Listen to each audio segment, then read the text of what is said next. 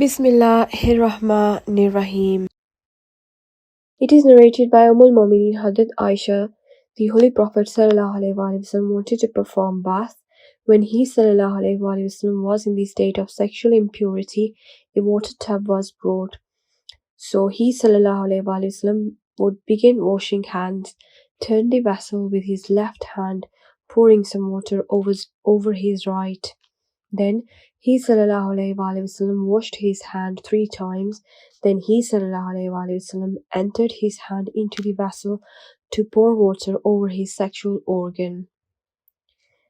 Then he rubbed his hands on the wall or the ground. Then he rinsed out his mouth and washed his nose by putting water in and blowing it out, and washed his face and forearms. Then he poured water over his head 3 times.